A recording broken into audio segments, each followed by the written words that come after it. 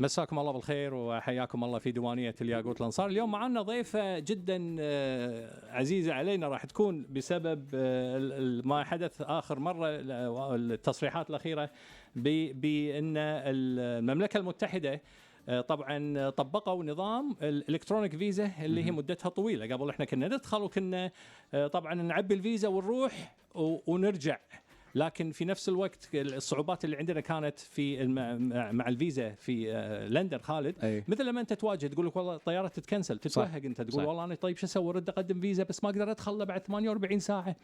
فالحين بريطانيا اللي سووه اللي هم سووا الفيزا الالكترونيه الجديده اللي مدتها 2 سنين، مالتيبل انتريز، تروح وتطلع وتدخل.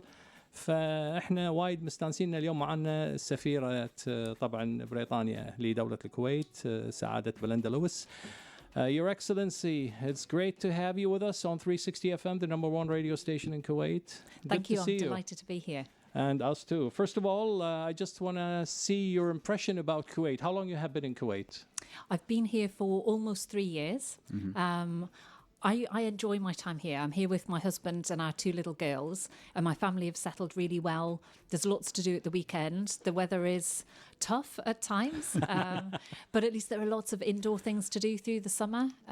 The schools are good. It's a very safe environment, very, very welcoming for small children as well. So I'm happy here. My family are happy here. Oh, that's great. We're happy to hear that. ترى على فكرة صار لها الحين 3 سنين موجودة عندنا في الكويت مع زوجها وعيالها. تقول طبعا ان الكويت مكان آمن حق العوائل، وهذا ترى شيء وايد زين لما يجيك من طبعا من سفيرة معتمدة ان تقول لك هالكلام، لأن فعلا احنا دائما نتكلم عن الكويت انه مكان يعني كدولة مكان وايد آمن حق الناس. تقول مشكلتها بس بالصيف الجو. summer weather, right? Summer weather is like in Kuwait have a big toll on Summertime is even heavy for us. Yeah, it's tough. And also I'm from the northeast of England. I'm from Newcastle, so our summer lasts for about 2 weeks in August, where it stops raining. So having these, it feels really extreme, the heat here. But the most of the year is beautiful. At the moment, I'm really enjoying the weather. Even the rain that we had the other day, that was very refreshing. لحظة طلعت من نيوكاسل. ها؟ تقول يعني هي مدام نيوكاسل. خلينا نسأل عن الفوتبول. How's the reaction عن الفوتبول team, Newcastle team being bought by Saudi Arabia? Now this has changed things, right? Yeah, it's really transformed the fortunes of the team. I mean, we historically were a very, very good team, really strong. It means so much to the people from the city and from the surrounding area. We take great pride in Newcastle United. And then, you know, when we weren't doing quite as well, it was sad. People didn't stop supporting them. But now that our fortunes are picking up, it's a real source of pride. It's something that everyone can rally around. So we're delighted with the investment. So is it a good idea that someone here in Kuwait probably going to invest in another football team or something? Well, I do keep asking the Sovereign Wealth Fund, and they keep looking at me sadly and shaking their heads. I don't think it's not really what Kuwait does. I think you know, your investments, certainly in the UK, they're much quieter, more subtle. It's just not a Kuwaiti style thing, really, is it, to go for something that's very kind of visible? But if they ever wanted to buy out Saudi and take over Newcastle, that would be fine by me. Same city, ها. احنا قاعد نتكلم عن نادي نيوكاسل وشلون ردة الفعل هناك اللي عندهم. شو اسمه انت بتخليني بروح اترجم؟ لا قاعد ترجم، تبي نترجم من الانجليزي العربي عادي حاضر. ترجم من الانجليزي العربي ايش حق قاعدك على تكلم. I'm sorry, we're having a family discussion. I said, why am I doing the translation? Why are you sitting there? I'll do the translation. I'll do the summary. Only laughing. تكلمنا عن نادي نيوكاسل وقالت ان فريق كان من اقوى الفرق، وبعدين مر في فتره زمنيه شويه طاح المستوى، لكن الاستثمار السعودي دخل فيه ونشط الفريق ورجع للاضواء مره ثانيه. اقترحنا عليه ان هل نشجع ان استثمار كويتي يتم في احد الانديه في مثلا بريطانيا. كان نقول نيوكاسل عادي بياخذونه، خلي ياخذون عليهم بالعافيه. بس ان الحلو، الكلمه الحلوه ان الاستثمارات الكويتيه موجوده في بريطانيا. اوكي، بس الستايل او التايب اوف ذا انفستمنتس او الاستثمارات مختلف عن باقي الدول. يمكن الدول الثانية الخليجية ما شاء الله ياخذون فرق وقدام يعني. You don't have to translate the life story. Okay, no, I'm just explaining everything. Your Excellency, we're sorry about this. Her time is gold, by the way. الغصب طلعنا لها وقت عشان تيجي. By the way, because I used to be in KPC, Kuwait Petroleum Corporation. So when we bought the office in Pall Mall area, I mean, it was a great investment. By then, it was like 20 million pounds in 1999. Now, look at that investment, huh? فقاعد أقول لها عن الاستثمار مال المؤسسة الكويتية. إيه والله. فالاستثمار في المبنى يعني كان 20 مليون باوند في 1999. الحين شوف كم سعره. فالinvestment وايد قوية في بريطانيا. Your Excellency, I want to go into something that made all Kuwaitis happy, which is the new visa. Okay, I just want to know the rollout of the electronic travel authorization scheme for Kuwaiti nationals, and this is great. I think you got bombarded with everybody jumping on the application and applying for that. Yes, this is a great thing. I was delighted when the ETA, the electronic travel authorization, was rolled out to all GCC nationals plus Jordanian nationals as well. So the application window opened on the 1st of February, and the ETAs can be used for travel as from the 22nd of February. Great. So we wanted to have about a 3-week lead-in because our experience had shown that if things open overnight or just 24 hours before, so many people are applying, it can affect how smoothly the IT runs. And we wanted everyone to have a really good experience in terms of applying. So I've had a go on the Home Office sort of a demonstration system, and it's really, really quick. So it took me maybe 3 minutes or so, if that. It's not like applying for a visa. So the ETA is not a visa. From the 22nd of February, Kuwaitis will technically be non-visa nationals. So you don't need a visa to come to the UK. The ETA is a travel authorization. So it's not quite the same as a visa. Okay. You don't need all this detailed information. You don't need to put down your travel history, the last time that you were in this country or that country. It's very quick and easy. You can do it sitting on the sofa, using a mobile phone. You have your passport there. You take a selfie. It's very, very easy. And of course, it's so flexible. So compared to the EVW that we used to have, the electronic visa waiver, for the EVW, you had to specify which flight you were taking. If you changed your travel plans, you would have to apply for another one. It was more expensive.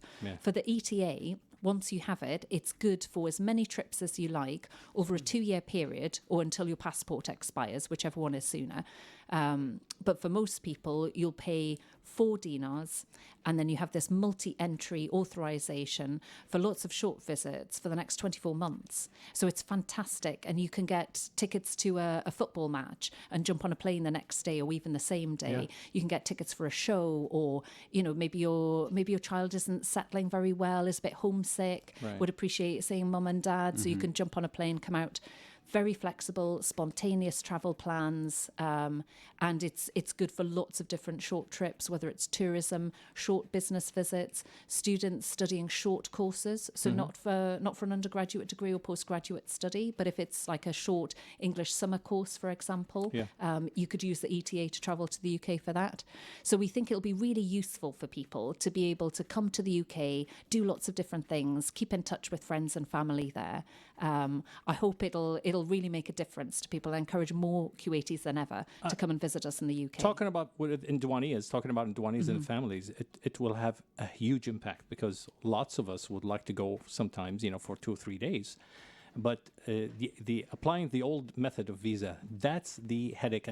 And imagine when the flight, I was saying in the beginning of the conversation, that when sometimes the flight gets cancelled or you have to divert your flight, then you cannot enter the UK within 48 hours. And that messes up all the schedule. So the ETA now is going to be amazing for most of the people. خالد احنا قاعد نتكلم معاها عن اللي هو electronic travel authorization الجديد. هي قاعد تقول القديم كان شوية غالي ومدته انت اللي تحدد مدته ويطلب منك معلومات. تقول الحين الحالي اصلا اسمه مو فيزا، هو صلاحية تصريح دخول فهو مدته 2 تدشون تطلعون على كيفكم والتكلفة كلها 4 دنانير وتسوونها بالابليكيشن دقيقة واحدة، ما ياخذ منك معلومات نفس الفيزا اللي كانت قبل احنا ما نقدمها. وين بتقعد باي فندق، شنو رقم طيارتك، صح. هذا كله اوت. يعني احد شغلات قالتها سفيرة، موضوع التصريح هذا، تصريح الدخول يمنحك 2 انك تدخل تروح ترد على كيفك. الشيء الثاني راح يريحك من موضوع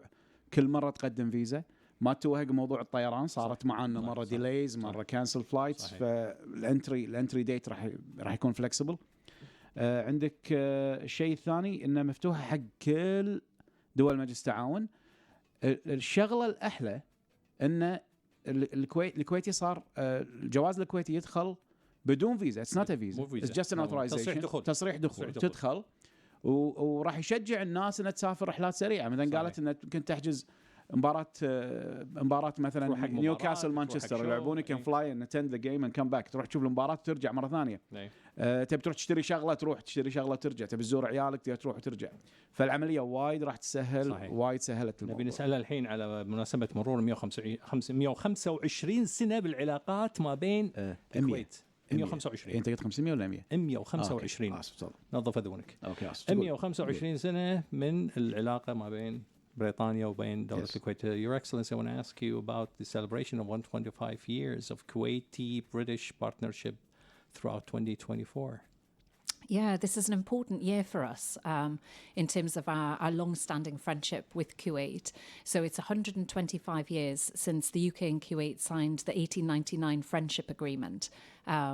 So that was when our official diplomatic relations started. But of course, our trading relationship dates much further back. Right. We think that the first commercial contract was signed between the UK and Kuwait in 1775. Wow, hold on. 1775? We didn't know about that. Yes. I didn't know this. 1775, the first trade? Commercial contract. Really? So this was the British East India Company. Mm-hmm. Yeah. They signed a contract to deliver post, to provide like a mail service, taking advantage of the trading routes, and would gather the mail from the GCC effectively, and then move it on overland, go through the Mediterranean, and go into Europe. So that was kind of the start of one of our formal working relationships, which in some ways isn't surprising. You know, we're both merchant nations. The UK and Kuwait are both seafaring nations. We love jumping on boats and travelling around and discovering new things and new places. So that was sort of part of the historical background. And then as time went on, protection and security became more important in terms of our relationship.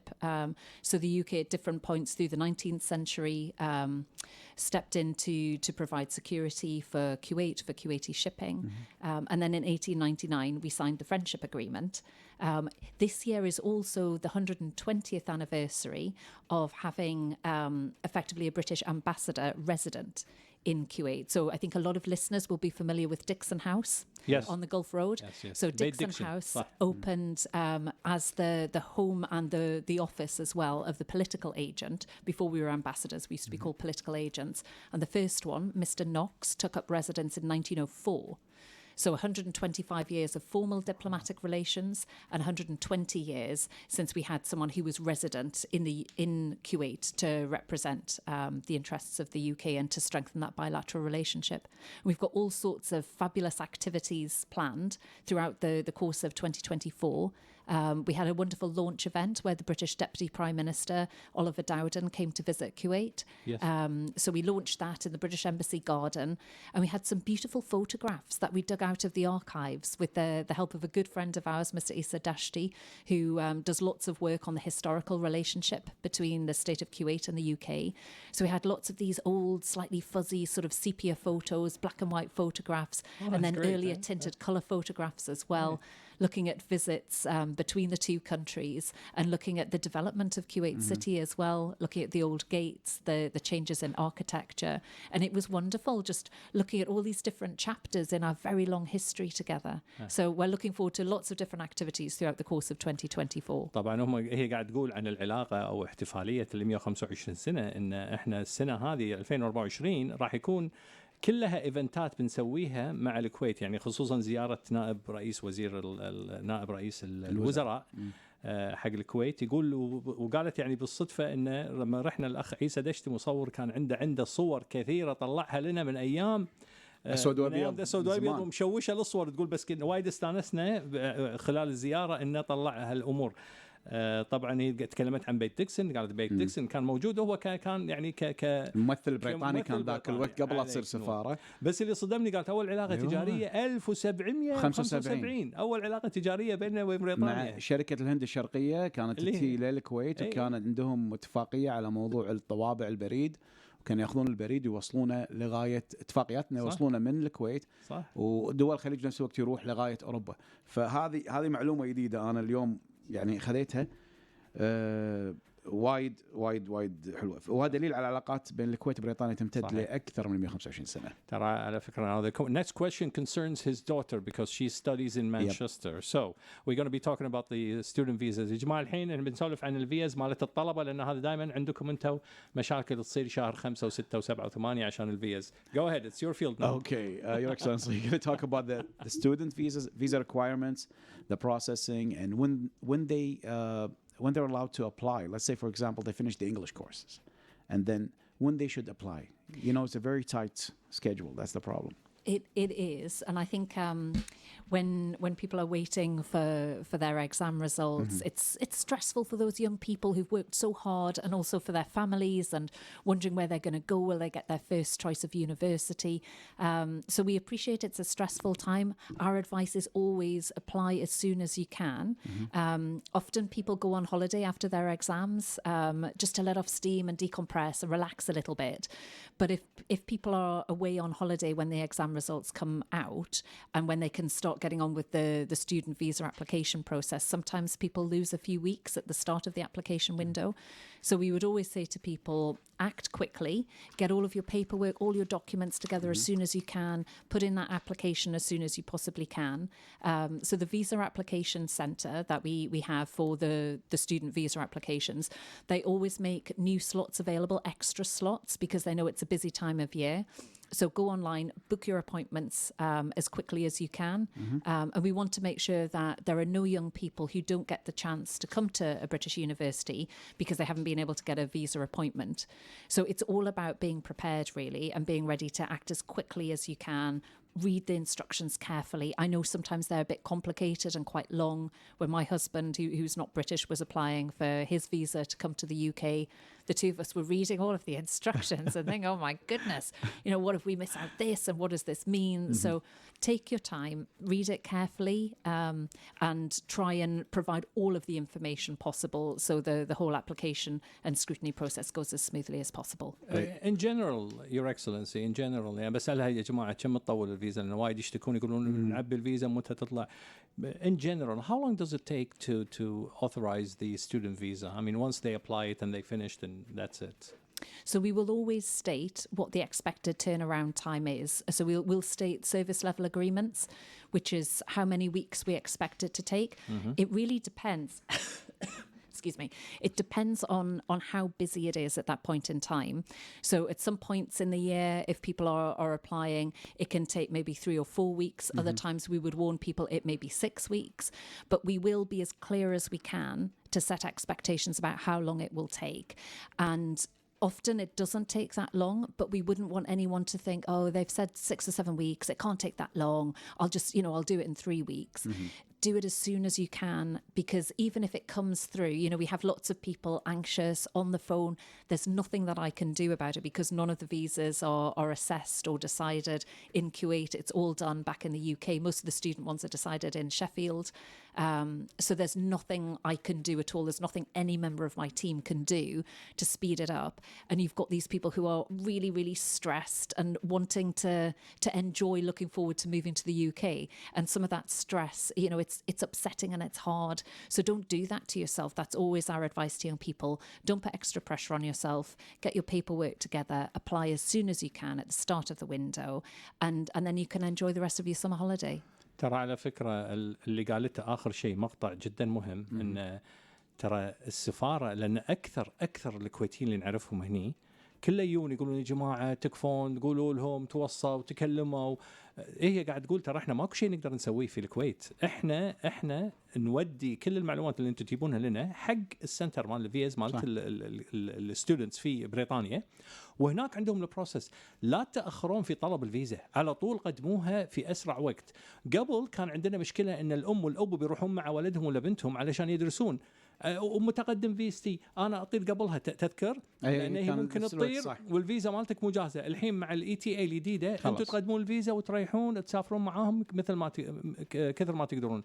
بس هي قاعده تصر ان يا جماعه قدموا الفيز في اسرع وقت، يجيبوا كل الاوراق وجاوبوا كل الاسئله، لا تخلون اي سؤال بعدين تقولون لا والله ليش ردوا الفيزا مره ثانيه. ولا لا تمطلون، يعني تاخذ لها وقت هي من 3 ل 4 أسابيع الى 6 اسابيع. والله بس هذا وايد. الوقت هذا الوقت بفر، يعني انت عندك from 3 to 6 week، عندك 3 ل 6 اسابيع. اهم شيء لازم ترى تقدم السفاره تعطي في فيها الكويت ما لها شغل صح. في الفيز، فانت وكله تحطون البريشر على السفاره في الكويت انه ما خلصوا الفيز. ترى هالبروسس هذا كله في اليو كي، مو هني في الكويت. هم يسهلون لكم ويدزون. اوكي احنا Your Excellency, we're going to take a break, but again, we wanted to know your flavor in the music, so we can see what kind of music we're going to play while you're taking the break. يا جماعة بنسألها شنو، خلينا نشوف تسمع العماري ولا Do you want me to tell you now? Yeah. Go ahead. So my music tastes are quite diverse. I love piano music. I love Chopin. The Raindrop Prelude, I think, is a beautiful piece of music, or Debussy's Sunken Cathedral, which I dream one day I might be able to play, but I think that's probably a bit of a shattered dream. I like Queen. I also like Megadeth and Metallica. I'm quite into heavy rock. Arcade Fire. Do you want me to give you a particular one? يعني Your Excellency, from piano all the way to Queen and heavy rock, huh? Yes. Yeah, I've got quite Catholic tastes in music. You know what? I'm going to play something. Okay, we're going to play some. We're going to take a break for only 2 minutes so you can take a breather. خلكم معنا مع السفيرة، سعادة السفيرة البريطانية في دولة الكويت بليندا لويس، وراح نرجع لكم الحين. مساكم الله بالخير وحياكم الله في ديوانية الياقوت والأنصاري. طبعا معنا سعادة بليندا لويس سفيرة المملكة المتحدة لدولة الكويت، تكلمنا من شوي. راح نعيد اللقاء اليوم بالليل عشان الناس أكثركم يسمعون بالضبط شنو دار بيننا وبينها بخصوص ما يخص أهم شيء لكم، يعني طبعا كفيز، وأيضا حق عيالكم، وأيضا اللي هي التصريح للدخول لبريطانيا مدة 2 سنين. الحين سؤالنا راح نتكلم عن طبعا الدفاع، الامور الامنيه، العلاقات. Your Excellency, welcome back. Thank you. I wanted to ask you about the defense security ties between the Kuwait and and the UK now that we have crossed 125 years, and definitely there's something there about this relationship. Yes, so defence and security is really the historical kind of foundation, along with trade, of our relationship. We've had many different agreements in the past. I hope that the UK has shown itself to be a true friend and ally of Kuwait as well when we've been needed. And zooming right up to date this year, as part of our 125th anniversary, we have over 30 short-term training teams coming in from British Armed Forces, coming to work alongside Kuwait Armed Forces in lots of different fields. So there'll be battlefield first aid training teams, divers, bomb disposal. We also work very closely on doctrine and military education. So Kuwaiti military doctrine and British military doctrine, it's the same. We have that wonderful staff college as well, which is staffed in Kuwait, which is staffed by a lot of British lecturers and teachers. And the Staff College in Kuwait is one of only 5 UK accredited military academies anywhere in the world. It's the only one in the region. And this is used to train lots of different nationalities. We have UK students at Kuwait Staff College as well. And that really is one of the jewels in the crown of military education anywhere in the region, I would say. So we do lots about training, upskilling, sharing best practice. But we also look at other ways of just sort of strengthening those ongoing bonds. So I guess still with an education theme, we have lots and lots of alumni within Kuwait Defence from British different academies. So Cranwell, our RAF training academy, Sandhurst, probably more familiar to many people, where British Army officers train. We also have Dartmouth, which is the Royal Navy. And then we have the Royal College of Defence Studies, RCDS. We have lots and lots of Kuwaiti graduates from all of those different institutions. And what we want to do this month is to gather together Kuwaiti alumni who've studied and graduated from those very fine historical institutions and have a nice event that brings all of them together with our defence section in the British Embassy. We'll have a couple of high-profile defence visitors as well from the UK Armed Forces. So we want to keep bringing people together, act as a convener in the British Embassy, and talk about what people have learned, where we think new challenges and threats lie, and how we can keep working with trusted friends and partners to try and overcome those challenges. Because of course threats are changing. You know, it's not, people don't do war fighting in the way that they used to. And one of the things that we're really seized of as an emerging threat is around cyber cybersecurity, Exactly, hacking, intellectual property theft, a lot of money being stolen from different businesses, and looking at how we work together on cybersecurity to try and protect critical national infrastructure, water supply, electricity, power supply, the refineries. It's really important to have robust plans in place so that we can look after all of that. We've developed our National Cybersecurity Centre in the UK. We're working very closely with the state of Kuwait to share best practice and to support Kuwait in developing its own cybersecurity centre. العلاقات الثنائيه الموجوده وذكرات تفاهم وايد كبيره يعني وايد تقول في عندنا تقريبا اكثر من 30 مجالات تمرين يدور بيننا يعني بين وزاره الدفاع الكويتيه وبين شو اسمه الدفاع البريطانيه. اهم الاشياء ان في كليه او في معهد تدريب موجود بالارض هني بالكويت وتم تدريب الجميع فيه او مجموعه من المنتسبين حق القوات الكويتيه بالتعاون مع القوات البريطانيه في مختلف المجالات. يمكن ذكرت مجالات وايده، مجالات حتى فيها طبيه ميدانيه، في صحيح. مجالات الحمايه، في مجالات تكنولوجيه، وايد اشياء. فوق هذا كله الروابط اللي موجوده في ناحيه الدفاع ان العديد من الخريجين من سانهيرس وغيره والعديد من المعاهد في بريطانيا اكثرهم موجودين في الكويت.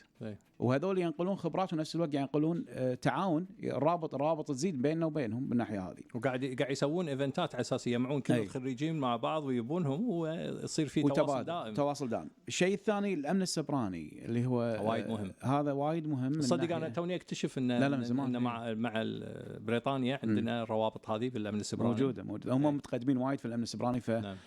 حاليا قاعد يتم في عمليات تدريب، عمليات تجهيز، استراتيجيات من ناحيه الامن السيبراني. مو بس الامن، قاعد تقول حمايه المصافي، كل هذا من كل شيء، يعني تامين كل هالاماكن هذه من ناحيه الامن السيبراني.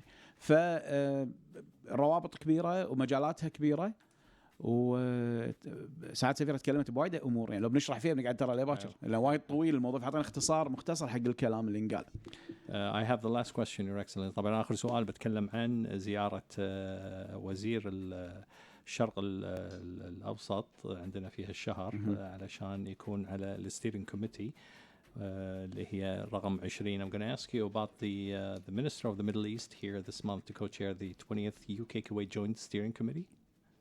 Yes, so this was Lord Tariq Ahmed, who is our Minister of State for the Middle East. He came back to Kuwait to chair the 20th Joint Steering Group, which is really our policy forum. So he jointly chairs it with His Excellency Sheikh Jarrah, Kuwait's Deputy Foreign Minister. And it's a really useful way of trying to gather together activities and ideas and projects across lots of different areas of policy. So we have a health group, we have one on education, development, defence, security, trade, investment. And we're so busy on lots of different lines of activity. It's a good opportunity. We do this roughly twice a year to get together and just focus our minds on what have we achieved and also what are we ambitious to try and deliver over the next 6 to 9 months. So we had lots of meetings of the subgroups on the different themes, and then we pulled all this together in a plenary session jointly chaired by the 2 Deputy Foreign Ministers. And Lord Ahmed also had a really good conversation with a number of ministers from Kuwait's Ministry of Foreign Affairs about regional issues where we can work in partnership, where our thinking aligns and how we can just try and pull ourselves closer together. So it's a really useful forum to try and keep us focused and on task, because 6 months is quite a long time. And sometimes, you get distracted. There are other priorities. But when we know we're going to meet each other regularly and we have to account for the progress that we've made, it's really helpful to have this joint steering group forum. So it was good. And Lord Ahmed enjoyed his visit. He went to the Grand Mosque as well. He enjoyed having a look out of the car window, mostly because we timetabled him to within an inch of his life, poor guy. But he enjoyed looking at the different architecture. He managed to see the sea, but he didn't get very close to it. Have you tried the food? Yes, he tried a lot of food. Great. He enjoyed that. One of the quite modern Kuwaiti chefs catered for us for our lunch as part of the joint steering group, and that was fabulous. Beautiful, fresh flavours, but combined with some quite traditional dishes. So yes, I think he left happy. Perhaps a little heavier than when he arrived, don't we all, when we come to Kuwait? But yes, it was really, really useful as a visit, and he's looking forward to coming back hopefully لورد before the طارق next one. احمد لو Yes. طارق احمد اوكي هذا اللي جاي من طرفهم طبعا في شو اسمه وزير الشرق الأوسط وزير هناك. الشرق الاوسط وايضا اجتمع مع طبعا شيخ جراح الصباح من وزاره الخارجيه. وطبعا هاي تقول ان هذه طبعا اللجنه اللي في يعني عندهم عن التعليم والدفاع والتجاره والاستثمار، وهذه يسوونها مره يعني كل تقريبا مره كل بين 6 و9 اشهر. شنو سوينا، شنو حققنا، وشنو نبي نسوي حق الاشهر الجايه. واجتمعنا طبعا مع وزاره الخارجيه وودوا مسجد الكبير، مشوه بكل مكان. ووكلوا الاكل الكويتي. Your Excellency, I saw you smiling when you're talking about Kuwaiti food. Yes, well, I mean, who doesn't like Kuwaiti food? You liked it. Do you know what? The reason I was smiling is because I was thinking back to the beautiful food, the way it was arranged on the plate. It looked like a gathering of sort of springtime, really fresh and light. And then of course you end up kind of inhaling all these lovely smells of the roasted lamb. And no, it was really beautiful. That's Food's great. Important, you know. Well, it brings back. We're happy that you enjoyed it. We're feeling really happy. You feel hungry now. We're hungry as well. جوعتنا والله. شنو اسألها راحت كشتات. Have you been to the desert? I have. Yes. What do you think about it? You know what's really striking, I think, is how much shrubbery there is, how many plants there are in the desert. Because I think, you know, when you're a kid growing up in the UK, you don't see deserts, and you imagine that it's all just golden sand and completely bare. Yeah. And then when you get out into a real desert, excuse me, you realise that there are different bushes, different flowers, and then sometimes when you see the camels, that was incredible. The first time I saw a procession of camels, and I'd imagine that there would be sort of like a golden sandy colour as well, and of course they're not, they're dark brown here, and they just come lolloping along, minding their own time. They don't mind that you're trying to drive down the road, and it's amazing. My kids love it. It still feels really magical to them, and that's the experience we want to send out, you know. We want people to come over here and check out Kuwait. People should come to Kuwait. You know, I keep saying this to people, and when I've had friends and family who've come to visit, there's a lot that you can do, even if it's just sort of driving around, enjoying the countryside, enjoying those beautiful walks down by Salmir, by the Scientific Centre, where you can see the sunset coming in around the corner of the bay. You know, the architecture is interesting, plenty to eat. And then if you go down to different parts of the seaside, you know, there's a lot that you can do. That's great.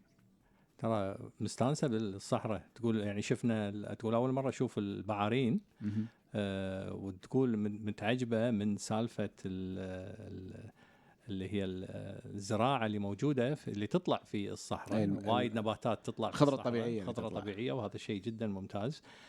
ترى بسألها على وير هاوس. يلا go ahead. أي والله. They told me you went to one of the malls of Tamdeen now because they own 360 warehouse, Al-Kut and Al-Khiran. But you've been lately to the warehouse. What do you think of it? Yeah, I have. I mean, it was really striking. Looking at the interior design and decor in there, obviously very, very different look to 360 Mall. I liked it. I liked the fact that it had almost like an exposed kind of architectural feel, where you could see some of the beams, you could see the different materials that had been used to build it. It reminds me a little bit, and I'm sure some listeners will know exactly what I mean when I say this, Shad Thames. On the south bank of the Thames in London, very close to Tower Bridge, where you've got all the exposed materials, you can see the supporting beams, you can see the original fabrics. It felt to me a bit like that, but it felt very modern, very cutting edge, and just nice to sit and enjoy a coffee and look around. ترى وايد استانست من الوير هاوس. تقول ذكرني حتى في واحد من المولات الموجوده اللي هو شاتام شاد تامز على النهر في بريطانيا. on the Thames. on the Thames. ف ترى وايد زين. بسألها. You know, that's an idea. Let's go ahead and open a tourism company. Bring people from the UK here. أنا يبغى خلني أنا I go to the Shard and I go to Borough Market. Jump into Borough Market. You like the new stuff. Borough Market's because I like the cheese and I like the fresh food. Yeah, and 1,000 different varieties of tomatoes. The problem is with Borough Market, when you go in, it's like a black hole. It's very hard to extract yourself and ever come out. You could just spend the rest of your life there. Is that the market under the bridge? Yes, that's the one. Yes. I didn't go there. Don't go. I want to check it out. Don't go. You'll never emerge. I'm not a big London fan, actually. I like the other cities. You know, I like to go to London doesn't like you, Manchester, I Liverpool, think. these kind of areas. Oh, that's okay. Quieter. A little Yes. bit. Yeah, a bit quieter, but Manchester's quite hectic. A lot of our big provincial cities, you get a lot of the best things of Newcastle. You have good quality infrastructure, good theatre, a really vibrant music scene, lots of shopping, but then often you're close to the seaside or you're close to really nice walking country. So Newcastle, you know, you've got wonderful theatres, but you're close to the seaside, you're close to the national parks. The same for Manchester as well. I'd really encourage Kuwaitis, especially now that we've got the ETA, to try and explore beyond London. I know London is a tried and tested favourite and you've got great transport links anywhere else there, but maybe go to the Cotswolds, go up to Scotland. Northern Ireland That's is what I'm really telling beautiful. everybody. Just go check it. The United Kingdom is huge. It's not like only London. People think like the whole thing is in London. That's it. And it's so diverse. You know, you look at the Welsh mountains and then you look at the foothills of Scotland and it's got a very different feel. It's a different shade of green. You have probably the same sort of weather, which is mostly rainy. But you can have different leisure pursuits there. We've got lots of water sports as well. It's nice sometimes just to have a short break outside of London or outside of your usual base and see what you can find. Next trip. I'm ETA. going. You can go on a You're- weekend. I go. You don't go. I go. قاعد Because أتكلم- if you go, I have to شوف stay قاعد here. نسولف معاها عن بورو ماركت تقول لي عن الماركت هناك وايد عجيبه ولكن ايضا هي قاعد تشجع انه يعني يا جماعه الكويتيين لازم يطلعون شوي عن يشوفون لندن شوي. يشوفون يعني اماكن ثانيه مانشستر في اشياء وايد شمال، مدن في سكوتلاند، الشمال نيوكاسل. لما تروحون لها راح تشوفون لوك غير اللي انتم قاعد تشوفونه في لندن لما تطلعون راح تشوفون بريطانيا تشوفون الطبيعه تشوفون شو اسمه المناطق وطريقتهم.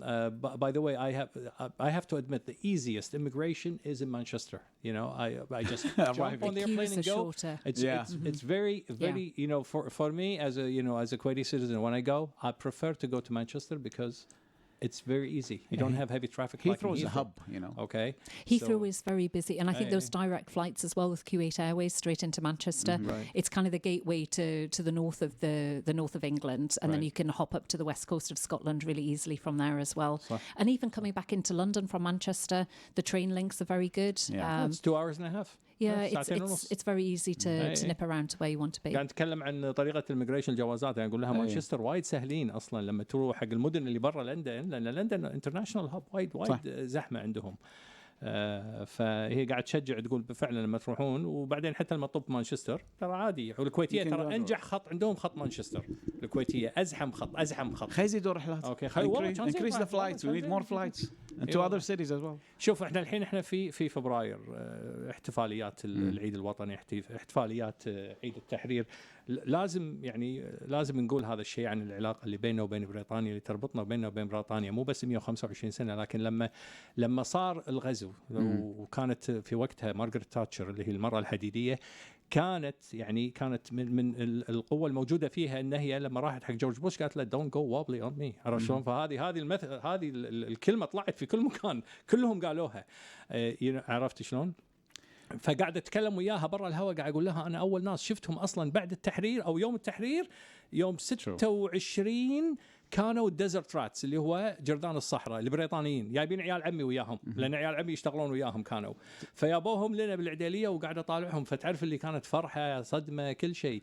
Your Excellency, I'm talking first of all about the Kuwaiti UK ties, not only when it comes to trading and everything, but when it comes to liberation of Kuwait, when the invasion happened, and how Margaret Thatcher and all the British people, stood also with Kuwait, and she went, and that was the famous quote, "George, don't go wobbly on me."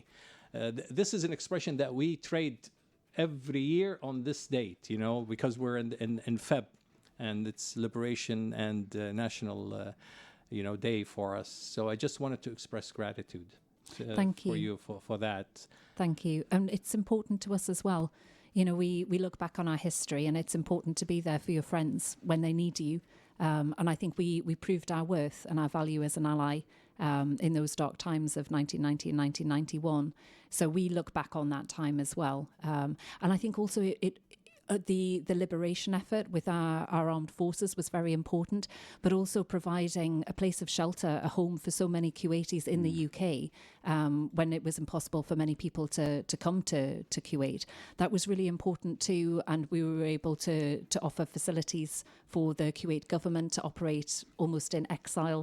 It was very important from a financial perspective as well. So I think we were able to offer almost like a home away from home for important Kuwaiti institutions, as well as so many Kuwaitis themselves during those dark days. And that's something that we look back on fondly too. Not fondly, that's the wrong word, but proud that we were able to offer that to our friends. طبعا قاعد نتكلم عن ان كوننا حليف لدولة الكويت، هذا اقل شيء نقدر نسويه، وهذا اول شيء احنا طبعا قمنا فيه، ووفرنا كل اللي احتاجته دولة الكويت بعيدا عن دولة الكويت. يعني كان الملاذ عندنا بريطانيا، وفرنا حق الكويتيين الموجودين هناك أماكن، وفرنا حق الحكومة تشتغل 100%. الكي بي سي ترى مكتبها كان في لندن، كان شغال في لندن. كي بي سي we worked from London at that time. So فأمانة يعني هي تقول هذا أقل شيء احنا نقدر نسويه، وهذا يعني هي يعني هذا هو فخر حقنا ان احنا شنو نقدر نسوي حق طبعا حليفتنا دولة الكويت. يعطيهم العافية. Your Excellency, I wanted to thank you for a super fast interview, yet very strong in every meaning and very healthy and wealthy in all the information you provided. Thank you. It's been a pleasure. طبعا حبينا نشكرها على المعلومات الكثيرة اللي قدمتها لنا من سوالف الروابط بين دولة الكويت وبريطانيا، وأيضا تسهيل الفيز ودخول والعلاقة اللي تربطنا فيهم. صار لنا في هذه السنة 125 سنة احتفالية الروابط بيننا وبين المملكة المتحدة. We're going to play another song for you now. Oh, but you have to listen to it. This time I want you to try what I picked. You're going to like that song. Oh, is this one of your choices? Yeah, Is it not mine? Okay. Okay. Check it out.